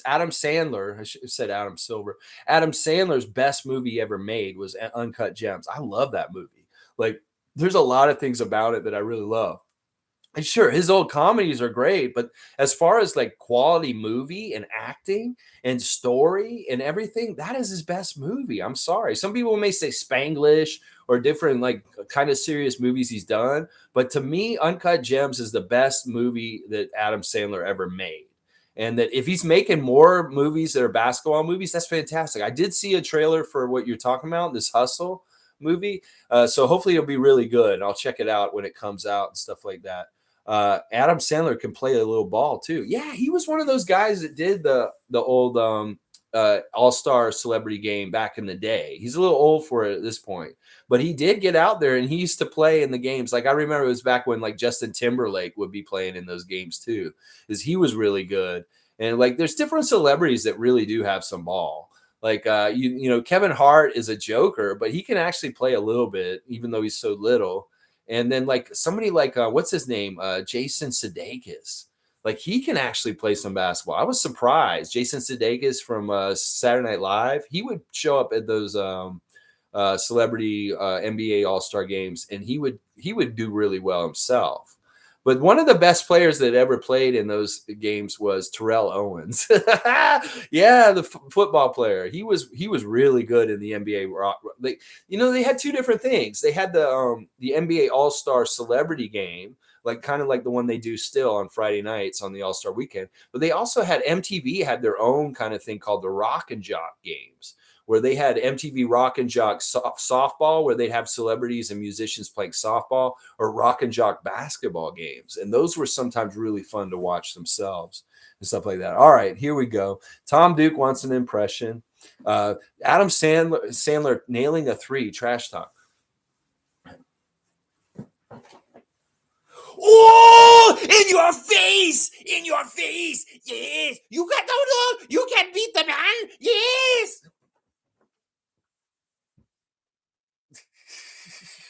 All right, Alistair's saying Leonardo DiCaprio is the best actor ever. He's pretty good. I mean, we talked about Titanic recently. I like that movie, Wolf of Wall Street. He's really good in that. I love Departed. Departed is an absolutely fantastic movie. That's one of my favorite movies of all time. And that whole dichotomy between Leo and Matt Damon in that movie is just so fantastic. Like him working with Jack Nicholson, but he's actually the cop, and Matt Damon is the criminal. Oh my gosh, that movie is so good, The Departed. But yeah, DiCaprio, he did what was it? The Basketball Diaries or something. He did some movie way back. He did that that movie about that guy, Jim. I forget his name. He's a poet, basketball player guy. And that was pretty good basketball movie that Leo was in. But you think he's the best actor ever? I wouldn't disagree with him as far as some things. I don't know if he's the best ever. Me, I'm a big Jack Nicholson guy. I'm a big Robert De Niro guy. Like those guys are my two dudes that are my favorites and stuff like that. So yeah, good topic. Leo is a good actor. I like his older stuff, like Catch Me If You Can. That's a really great movie too. The one where he's like acting like he's a plane pilot and doing all kinds of crazy stuff. Summer Lowe saying trivia, which is the celebrity almost made the Raptors roster? Okay, Summer, I know who you're talking about here. It would be the leader of the No Limit Soldiers, Master P, Percy Miller. He was in our training camp one year, Percy. and he did almost make our team. Like he was he was invited to summer training camp, and he was on the summer roster, but he did not make the team. Yeah, Master P. And the funny thing about Master P is he not only tried out for the Raptors, and you got all these great pictures of him in a Raptor jersey, but he also went with his No Limit Soldiers to the WCW and did wrestling around this time also. Like him, he was in the wrestling ring also, kind of like Rodman. So good stuff. I like your trivia, Summer. I will do your trivia questions. You want to give me more trivia? Maybe this is you turning the tables on me today. I love answering them too. I do so much work making the trivia for you guys on Tuesday. I like getting the questions back the other way. Raymond Jacobs saying Adam has classic characters. I swear every away team commentator always refers to Chris Boucher and call him Bobby Boucher all the time. I know. And there's really no real linkage other than the last name. Like, it's not like Chris Boucher acts like Bobby Boucher in The Water Boy or anything like that. It's like, it's really that people really love that character in the States. They love the Water Boy movie and the Bobby Boucher, and they wish that Chris Boucher was a little more like Bobby Boucher. But yeah, that is he does have a lot of good characters. The one that I like, one of the ones that I liked back in the day from Saturday Night Live was he'd do the Hanukkah song. He'd do all his Hanukkah songs, and he always had like a couple of characters that were really annoying on that. Like he did a grandpa, like an angry grandpa who was like complaining about things. And I just, but if you go really far back, Adam Sandler was actually on the Cosby Show, like way back, I believe, when he was a kid. And also he was on a show called Remote Control, which was a game show on MTV. And it had Colin Quinn and Kari Wuhrer, and Ken Ober was the host. And Adam Sandler was kind of like a bit guy who did like bit jokes and stuff like that in the middle. If you can find old episodes of Remote Control, it's a game show that was on MTV. I have the home edition of the game behind me in my bookcase here. It's all trivia about TV and stuff like that. They had like the Brady channel and John Bon Jovi channel and stuff like that. But yeah, watch old Remote Control episodes from MTV if you can find them. They're really hard to find. But if you can, you go see Adam Sandler as a very young comedian before he was famous in any kind of way. Summerlow saying, yes, Basketball Diaries with Mark Wahlberg. Bingo. Yeah, that was a really good movie. That's a long time ago. That movie came out in almost the 80s, like it seems like. It was like the early 90s. Whoa, Sylvester Stallone's at the game. Sly Stallone at a Toronto game. You know, around this time, I remember Sly was filming the stock car movie that he was in. He was in a movie where he was stock car racing. I think it's Driven. Was it called Driven? And I remember when they were filming it because they had the Molson Indy set up out at the CNE. And they put up all these partitions, all the big concrete walls and the things for the race course. And one of the things about work, I worked at Ontario Place at the time. And going to Ontario Place when they're setting up the Molson Indy, you almost need a helicopter to fly you in because it's like a maze. You come back to work every morning and there'd be a new partition up directing you away from the way you would walk through from the streetcar across the parking lot to get to Ontario Place. It was really hard to figure out how to get across it when they were building the racetrack in the middle in between. It was really hard. Yeah. Let's see. Raymond Jacobs saying, Alex told us his favorite Leonardo movie of all time is Titanic. No, it's not, Raymond. You know I saw that movie in jail, and I hate that movie. Oh, my gosh. No, my favorite movie by him is probably Departed. Departed is actually maybe my favorite movie of all time. I mean, that cast, and just like I said, the performance by Jack Nicholson, Martin Sheen's really good in that movie, too. There's all kinds of different people that are in that movie that have huge performances. And what is it? Donnie's in that movie, too. Donnie Wahlberg. And he's like an asshole in that movie and stuff. Yeah, Summer saying, yeah, I like Driven. Good movie. Yeah, they filmed it partly here in Toronto at the CNE. Like all the racing scenes were done at Molson Indy, like in the summer, right around when this game was played, right around this time. Alistair saying, I missed the pizza me and my mama would go to at Ontario Place. Was it the one behind the Cinesphere, Alistair? Was the pizza that you used to go to at Ontario Place the one behind the Cinesphere, the movie theater? Because I'm going to tell you right now, that's where I was working. I used to be the manager of that pizza. In the summer of 1999 and 2000, I ran that pizza stand behind the Cinesphere for 2 summers. It was an amazing experience. I was the guy in charge of high schoolers, making the schedule and making sure everybody, it was near the pool. Okay, so you're talking about the one over at the other end near the water park. Or was it near the water? You talking about near the paddle boats? It was probably maybe was the one that I used to work at. But yeah, I used to love that job. It was so much fun to come down there and make pizzas in the summertime at such a fun place and have so many people happy and laughing and good times. And we made some of the best pizza at that pizza kiosk. Is the one right behind the Cinesphere, the one I worked at. But you may be talking about the one that was over near the water park, because there were a couple of stands throughout the whole place. Let's see, Summer saying, I can't remember where Ontario Place is. It's right on the water. Summer, if you go down, it's now Trillium Park. They've changed it. There's some parts of old Ontario Place that are still there, but mostly it's just a really nice park that's free. You can walk all around it. And one of the cool things is last summer, Stevie Roots and I were going there to play basketball because they have like a whole bunch of courts set up. They have a drive-through theater down there now. They have like they have more beaches and kind of like fun games like a chess game or like table tennis and things like that, more recreational kind of things to do down there. But yeah, it's still down there. It's just on the lake, just south of where TFC play, BMO Field. No, it's down on the lake. Like it's literally built on garbage. Like they took garbage dump and they made man-made islands out of garbage. That is what Ontario Place is. It's not real land. That they built it out of garbage underneath, and it's just south of the lake shore and BMO Field in the lake. Like it's that's where it is. Ontario Place. Go there, Summer. Seriously, check it out. Go down there if you haven't been, especially since the weather's gotten so nice in the last couple of days. I highly recommend going to Trillium Park and walking around down there because they've really redone it nice. And one of the best things they did about it was they opened up a part of Ontario Place that was always closed to the public.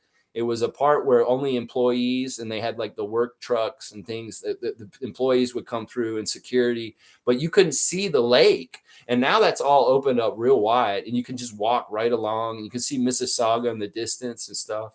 Oh, you're in Asia. Okay. Yeah. You can't do it right now. But when you come back to Toronto, yeah, it's right on the lake, like Ontario Place. It was cool. Honestly, I worked there. It was two of the happiest summers I had in my life. I worked really hard, worked crazy amounts of hours, but it was so much fun and so many different ways as far as things. Because it was this way. It's like we worked at the Air Canada Center during the fall and like the school time, like from fall to spring, like regular season time for Leafs and Raptors. And then the summer, you didn't have enough work. You'd go work the seasonal work at Ontario Place. So that in a way you had it all year round. Some of the people would go to Skydome and work for the Blue Jays in concessions there to make up for the time when Air Canada Center wasn't open during the summer and having games regularly. So I would go to Ontario Place and work seasonally there in the summer when I wasn't working at Air Canada Center during the fall. And it's too bad that they changed, like they closed it down in some ways, but it's kind of good in a way. I like it the way it is right now. In fact, I like that it's not like charged for money. You can just go there. It's basically a public park on the lake, and it has such good views of the lake. And you can just walk down there and get suntan and all that kind of stuff. It's really a great place. All right, we're about an hour and a half through. We've got about a half hour to go. I guess I should check in with the game real quick. The Raptors are losing by a lot. This is a game that I'm watching in good faith because the Sixers Nation's so mad at us because Pascal broke Joel's face. So I'm just trying in good faith show like, hey, Sixers Nation, we can watch Allen Iverson and respect him for the greatness that he is and stuff like that. No hard feelings. Don't try and kill our all-NBA power forward next season when he comes back to Philadelphia to play you guys. It's not nice to death threat people, stuff like that. Just trying to get some goodwill going here. I show in a game where we lost to Philadelphia. Plus, it's one of the games that's on YouTube that's free that I wanted to go ahead and just like I might as well do them now and just get them out of the way, and then we'll watch only ones where we win, stuff like that.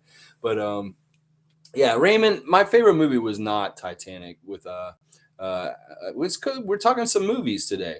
But yeah, that getting back to the winning time thing, it's really good. I think that people should watch it. I haven't seen the last episode, the one that came out on Sunday. I'll probably watch it soon.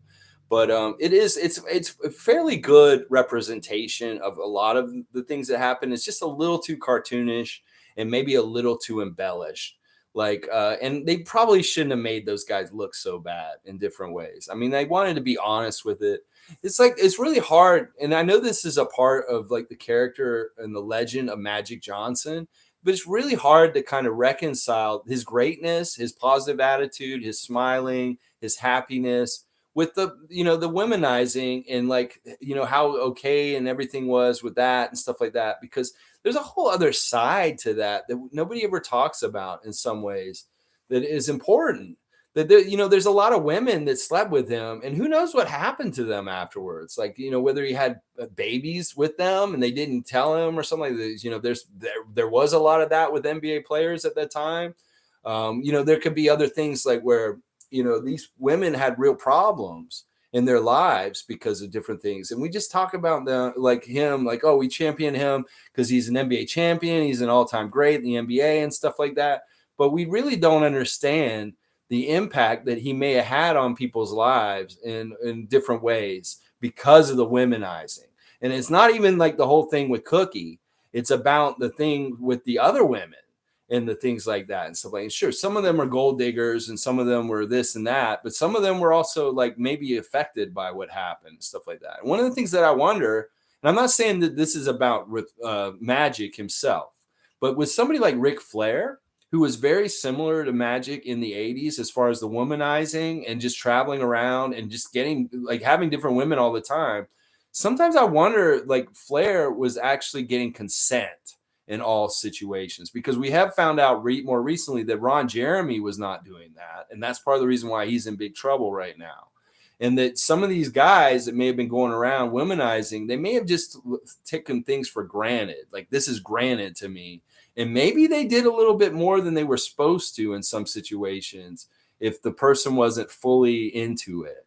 And I don't want to think about that too much, but I just want to say that when we celebrate this womanizing that Magic did, or Dr. Jerry Buss, or Ric Flair, or Wilt Chamberlain, or whoever, we need to realize that there's a fallout to it that's unspoken or untalked about in all kinds of different ways. Whether it's a woman who had to go get an abortion, whether it's a woman who had a love child and had to deal with that afterwards. You can look at Karl Malone with Cheryl Ford and that situation and different things. There's different wrestlers and basketball players that have children all over the country that are illegitimate. And in some cases, they're not even acknowledged as being theirs. In some ways, it's crazy. Yeah. Some are saying Jack knows all about Ron Jeremy.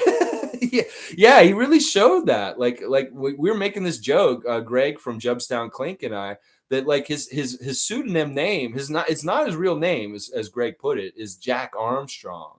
And I'm like, well, that kind of fits. If Jack knows who Ron Jeremy is, that his name is Jack Armstrong, because that's not his real name. He has a different real name, and he uses that as his on-air name, Jack Armstrong, just so you all know. But yeah, he really, that's the thing. Like, when he said Ron Jeremy this season, he kind of just let his hands be seen that he's kind of a little bit of a perv. But, most of us know who Ron Jeremy is, just because he's been so notorious and he's so prolific with making so many movies for so long and stuff like that. So, yeah, Ron Jeremy is not a good person. And even when I remember watching him on The Surreal Life, it was like a reality show with Big Brother where they took celebrities and made them live in a house together. He was a creep on that show too. He was very creepy towards Tammy Faye Baker, the old televangelist wife. He was really creeping on her. And then but by the end of the series, they were best friends. And they were trying to say, oh, the porn star and the televangelist wife can be best friends and stuff like that. But he was really swarmy. He would say the grossest things and stuff like that. And I'm kind of just glad that society has caught up with these kind of people and are just kind of calling them out and getting them in trouble, because Ron Jeremy was wrong for many, many, many years and stuff like that. And I'm not saying that Magic did that kind of stuff, But that is a very similar kind of mode of behavior with the womanizing. Is like you don't really treat women as people. You treat them as disposable and just kind of for now, and then you're gone and kind of thing. And that's there's some real problems with that. Um, let's see. Summer's saying, watching this old game, I remember that Antonio Davis really hated Toronto and left on bad terms. Do you have any insight on why he left on such bad terms? Well, it's not that he hated Toronto. It's just that he was ignorant to Toronto and Canada. Like he had all these weird ideas. Like, and it may be that his wife, maybe other family members in his life, were saying things to him is basically that they didn't want their kids to go to school here because they felt like if they went to school here, they would learn Canadian stuff that was useless to them in the United States. It's just really ignorance. Like Antonio's not. He's a good guy, but he's not very smart, is basically what I'll say. Is that, he didn't realize at the time that the education system in Canada is way better than the United States, and that he would have been doing his kids a favor giving them education in Canada instead of saying, well, he said basically the example of it is, I don't want my kids learning the metric system because it's useless to them in the United States. Is basically what he said. Even though, Antonio, most of the world uses the metric system, and it's the United States is the only place that doesn't, stubbornly. So it was stuff like that. He said that he didn't want them to learn Canadian stuff. And that's why. And then we got mad at him for that because we thought it was like stupid thing. It was like, what? You don't want to learn the metric system? What? You think you're better than us? You think you're better than us? Kind of thing. And then that's where it kind of went at odds. It wasn't anything he did on the court. It wasn't anything. It was more him publicly saying that he wanted to leave Toronto because he didn't want his kids to go to school here. It's like, it's kind of dumb because, like, honestly, his kids, like I said, would have gotten a really good education. And even if they went to school here for a couple of years while he was playing here, that may have well-rounded their experience in a way that made them even better individuals, smarter individuals, and for their future and stuff like that. So it's really a place from ignorance that Antonio said that, and the fans did turn on him after that. They were like, "What the fuck?" And even me at this point, I don't think it's that big of a deal, but it's kind of funny. Summer's saying, "Yeah, I think Chuck Swirsky had a similar issue, but he was so good here in Toronto." Yeah, the thing with Chuck is very unusual and very weird because he had no plans to leave Toronto. I mean, why would he go to the trouble of becoming a Canadian citizen? Chuck Swirsky did that before he left. He went through the whole process of making himself Canadian to stay here. And what happened was a job opened up with the Bulls, and it wasn't even on TV. He took a step down when he left Toronto because he was a TV guy here, and he went to the Bulls and became the radio guy. He wasn't even on their TV in Chicago. And the reason why he went, he said, is because of his family. It wasn't that he wanted to leave. He wanted to stay here. And that's obvious by him becoming a Canadian citizen that he had planned to stay in Toronto. But something happened. I don't know if it was with his wife or it was with one of his daughters or one of his kids or something. They wanted to go to school or something. And then he had to leave and go to Chicago all of a sudden.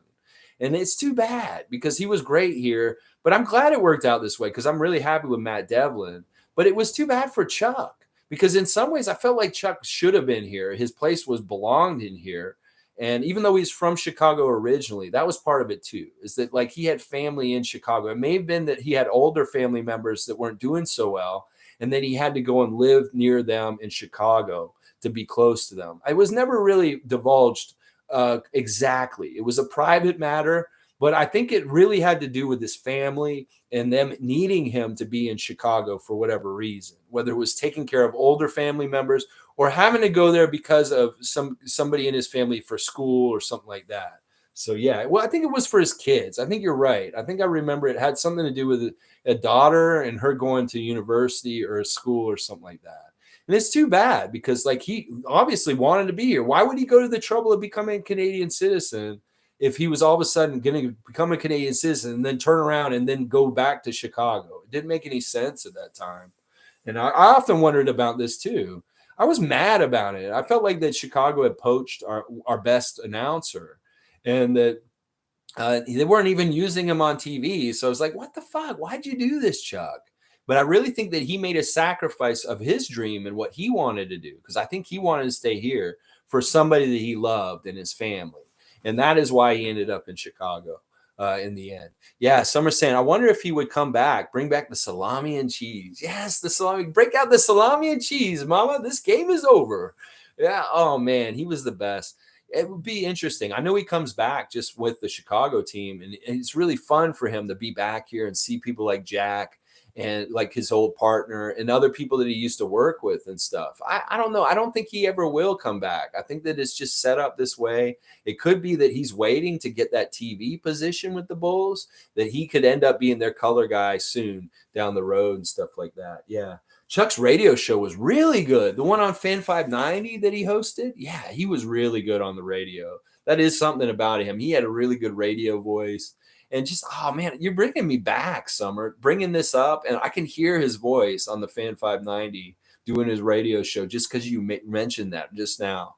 And just listening to his show and like how he used to do it. And, you know, he didn't just cover the NBA. He talked about all different sports on that show. He talked about the NFL. He talked about NHL and stuff like that. But Chuck, yeah, he's awesome. He's always going to be good in my good books. And like just an important part of Raptors broadcasting history, Chuck Swirsky for sure. You could hear it on this game probably. Yeah, I don't know. This is the NBC game, so let's just hear who it is. I'm pretty sure it's like NBC guys. He will return. They took him down the hall to take some X-rays, which will keep you posted. Shot clock here at 8. That's Bill Walton.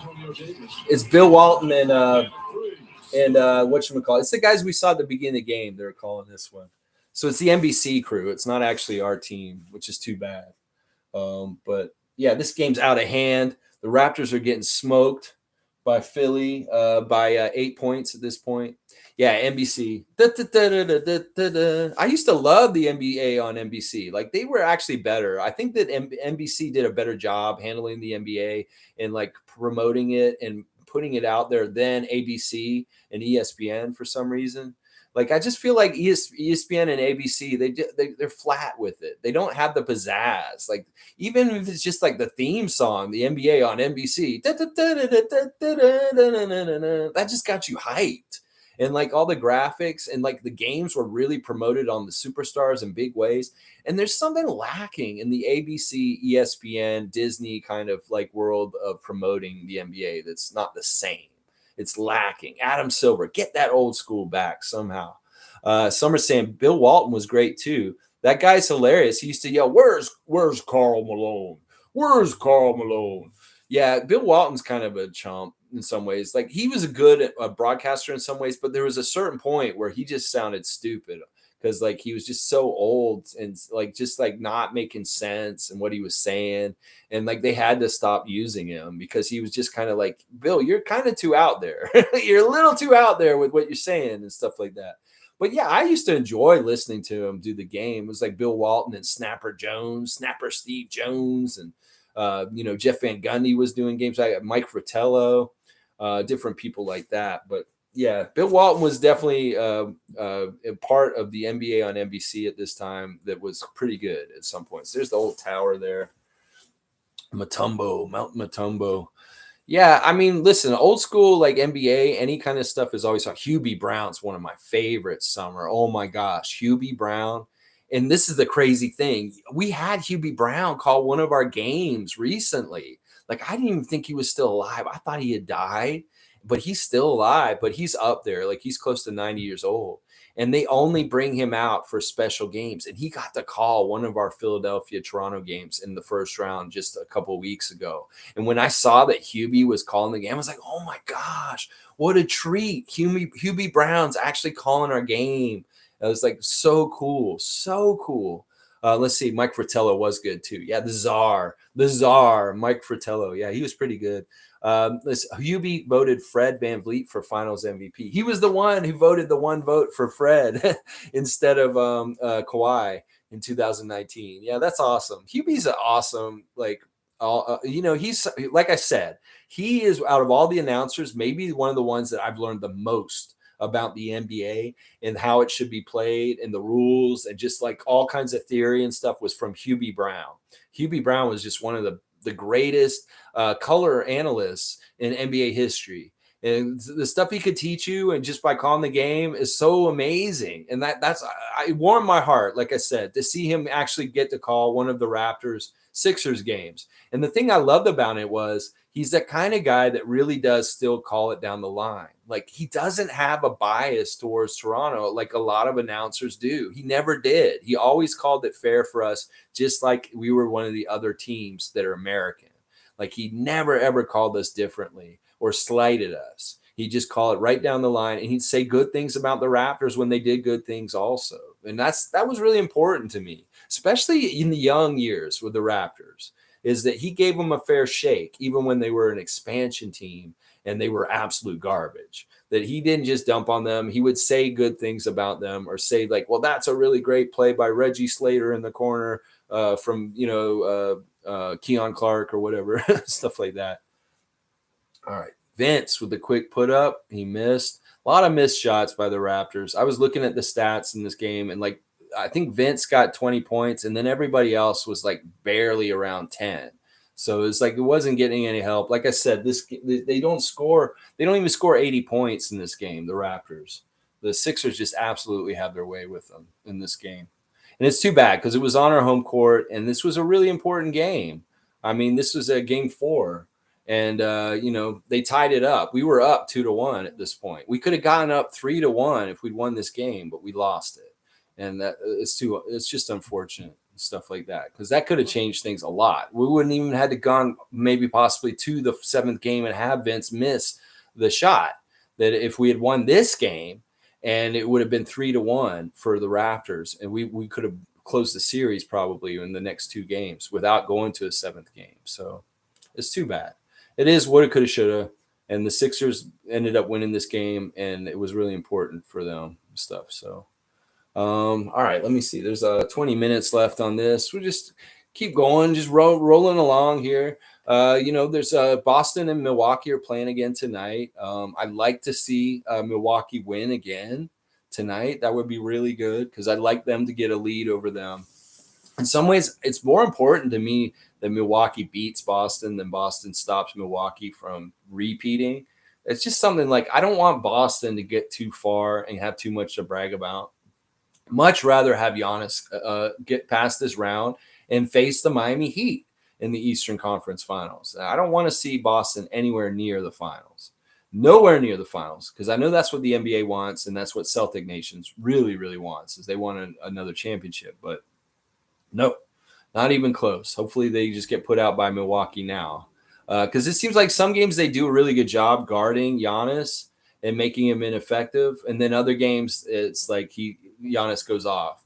And Horford really, really won that last game for them against them, and Giannis messed up. Like, see, this once again, you showboat, you get in other guys' faces, you show them up, like Bobby Portis did to Pascal, or like Joel Embiid did with the flying airplane, the same kind of thing. Giannis did a dunk. He made a look at Al Horford, and that inspired Al Horford to get really motivated to try and help his team come back and beat Milwaukee the other night.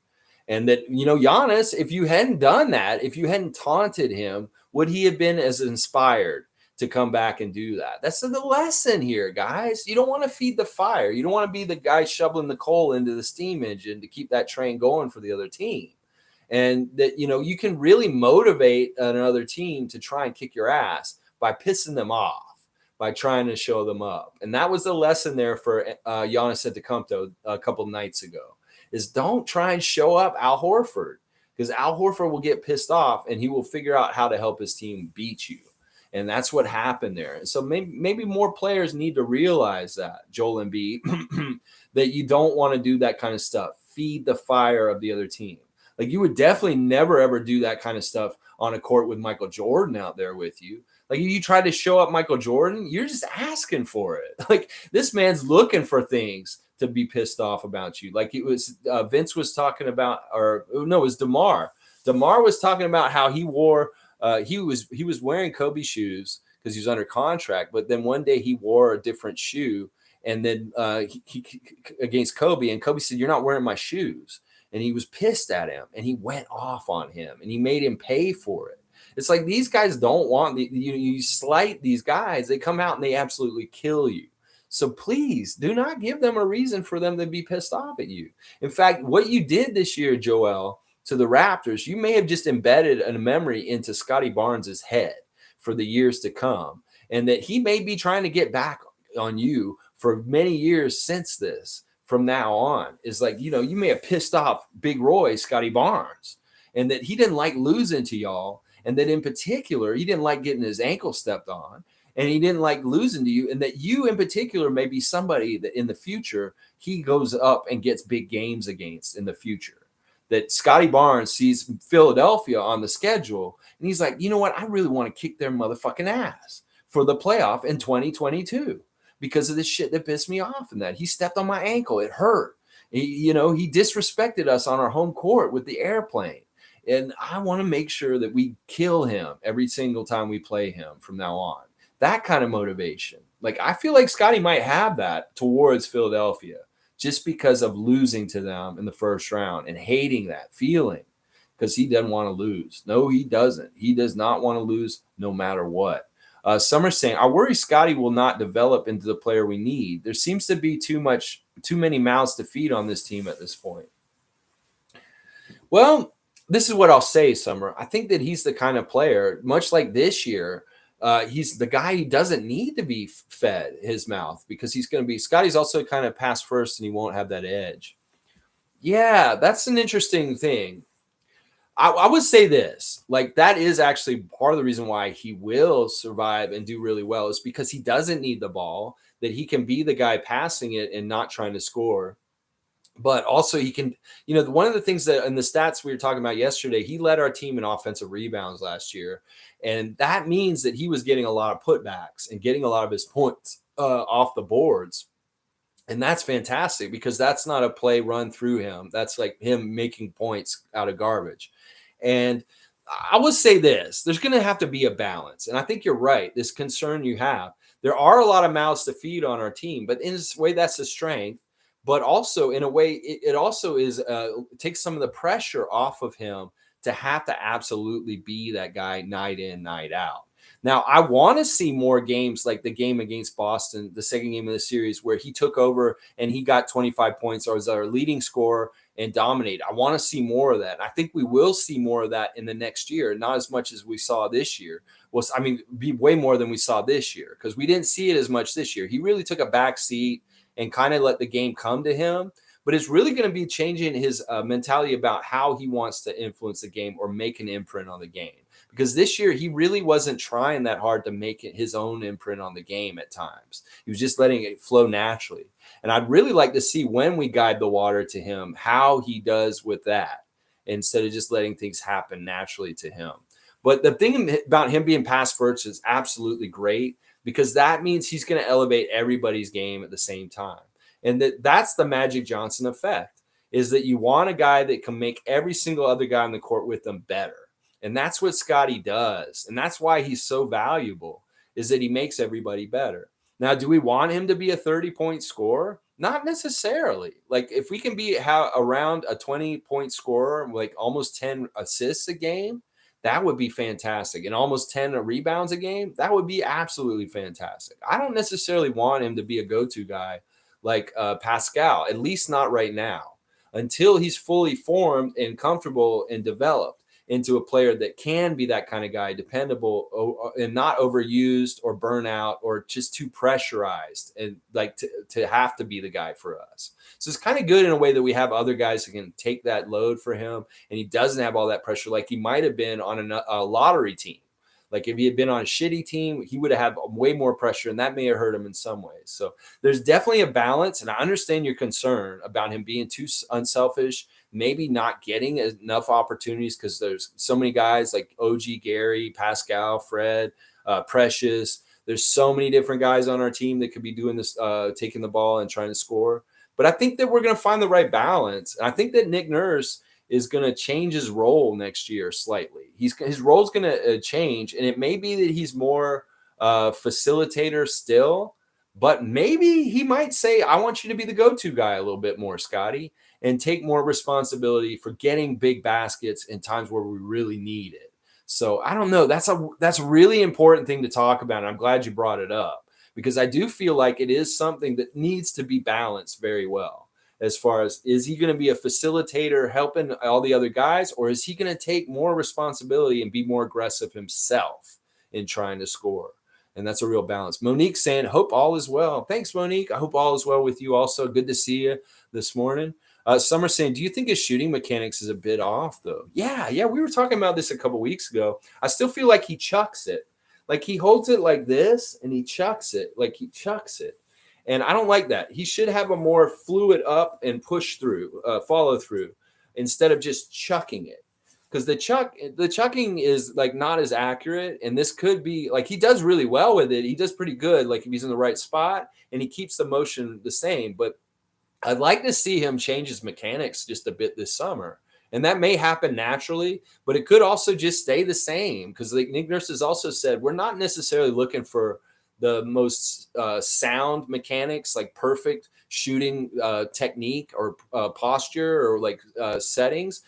We want the guys to shoot the way that they're comfortable, even if it's not exactly fundamentally right. If it works for them and they're comfortable doing it, and then that's great. It could be the ugliest shot in the world, like Chris Boucher's weird globe spinning shot. Like that is not fundamentally a good shot because he's got the ball spinning sideways instead of over itself. And that is not going to cause good things. Like if the ball hits the rim, it's going to go all over the side instead of maybe going in like a Kawhi 4-bounce shot against Philadelphia. So if Scotty could stop chucking it a little bit, that would be good, especially on the three-pointers. His stuff near the basket is really good because of a lot of it is one-handed. Like he's just throwing the ball in with one hand or shooting one-handed. But the three-point shot in particular is kind of a chuck. And if he could stop chucking it and maybe put more a technique into it, that might be better and stuff. But we'll see. We're going to see next year. We'll be paying attention and we'll see a difference, I'm sure, if it does happen. It may not. It may be that he just keeps repping that shot and he gets better with that technique. Some are saying with Fred around, no one else can be a 30-point scorer. Like average wise, yeah, I would say maybe to be like overall average wise, but it's not necessarily Fred. I think it's just the balance of our team in general is that we're very balanced. That there's no reason to have such a dominant scorer on our team. Like Pascal already is very dominant in itself, but he's not a 30-point scorer. I guess he could be if they gave him a couple more free throws like he should be getting from the refs, from respect in the way he plays. But yeah, I would agree with this. Like, I don't think it's Fred specifically, though. I think it's just in general, our team's so balanced that there's nobody that should be that much carrying the weight that they end up averaging 30 points a game. I'd much rather have like 5 or 6 guys average over 15 points a game like we did this year. That was fantastic that we had so many guys average over 15 points for the season. That is really good. That's really good balance. And that really helped us with so many player games missed this year. That we can miss guys because that, Pascal is really important. But if he's out, then we have other guys to kind of step up into his shoes. Let's see. Summerlow saying, yeah, I hope you're right. Worst case, he turns into Michael Carter Williams. You're talking about Scotty. Yeah, I don't think that's going to happen. I think that, to me personally, I know nothing's guaranteed. But to me personally, when I look at him, I see the motivation. I see the athletic gifts. I see all that stuff put together, and it's just like, I think he's a slam dunk, that he's going to be a certain level of amazing player no matter what, and that he's going to be a superstar. He'll be an all-star. He'll be kind of similar to Magic Johnson in some ways, like maybe not totally that level, and maybe it won't be as much as like you were saying as far as taking over the game and being as dominant as Magic if he needs to in those ways. But I think he's going to find his place very close to that kind of thing eventually when he's fully realized his potential. But I think Michael Carter Williams is a low bar. And that you're right. That may be the very bottom floor of where he could end up. And the possibility is way better for sure in general. Scott Summers saying the Roy title kind of puts a target on his back too. Yeah, it puts a target on his back, but it also really helps because he's going to get us more notoriety. First of all, for the Raptors in general next year, usually say the rookie of the year, Scotty Barnes, and they may get us more TV on games because he's got that potential of being kind of a superstar. And I wouldn't be surprised if we have more games on TV in the States next year because he won rookie of the year. Now, on the other side, I can see what you're saying. The negative effects of winning rookie of the year is kind of like you get a target, you're expected more from you, and that there's higher expectations on you as a player and maybe more pressure. And then also, but also on the other benefit is the referees will probably give him better calls as a younger player because he's been awarded Rookie of the Year. So I think there's way more positives that outweigh the negatives as far as like maybe him having pressure or having a target on his back. I think the positives are way better. Monique's saying Scotty looks like he put on more weight. He might have already put on more weight. He was in the Bahamas. I was really worried because I heard this crazy story of some Americans dying in the Bahamas at a tourist resort because of a toxic leak in their air conditioning unit. And I was like, oh shit, Scotty's at the Bahamas. I don't want him to be there where there's toxic leaks and stuff like that. But I'm sure he was at the absolute 5-star best resort in the Bahamas while he was there. And now I see the Delanos down in Miami working out in the last couple of days. And who knows, maybe Scotty's down there too. And he's come back from the Bahamas, and him and Delano are messing around and putting up some shots together in Scotty's home turf down there and stuff like that. Summer's saying, yeah, Boucher's shot looks horrible. It's like a catapult. It's not only like a catapult, it's the way he spins it off his hand. He spins it sideways. It's like this. And when you see it slowed down, it really does look like a globe in a classroom. Like it spins like this. And it's so crazy that he has kind of good accuracy with it because it's a really bad fundamental shot. It's ugly. And that's why we call him Trebuchet, because a Trebuchet is a catapult. And he has that like woomph, that woomph. His is a chunk too. Like he chucks it also. He doesn't really shoot it either. He chucks it. Just like Scotty does. All right, Skater Dies here. Cool, man. Dude, I've been listening for at least an hour at work. So impressed. Awesome, Skater Die. Well, hey, listen, every single day I'm live talking Raptors at 9:30 a.m. Eastern time. I hope you'll hit the subscribe button and join me every day. We do different segments each day. Today is a watch along. As you can see, I'm not really watching along. It's the Raptors versus the Sixers, and they're just about to lose. There's about 16 seconds. It's a blowout. I'm trying to do some goodwill towards Sixers Nation because of how ugly things turned out at the end with the injury to Joel and how mad they are at us and stuff. So showing their game, beating us. Hopefully they'll be happy. 83-79. Actually, they're not blowing us out. I thought they blew us out worse, but they're only up by 4. We don't score another point because we do end up at 79. But I appreciate that, Skater Die. And please join me again anytime.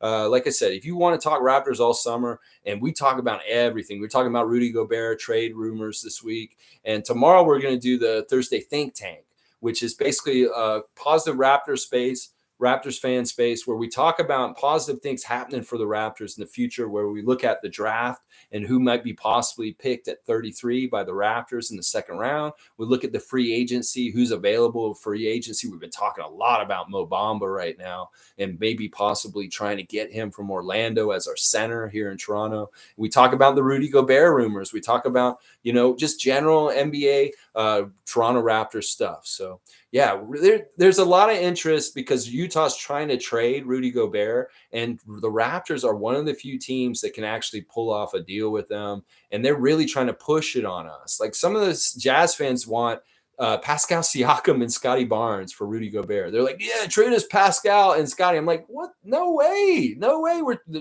First of all, Scotty Barnes is off the table. Nobody in this league is going to come and get a trade or Scotty Barnes from us.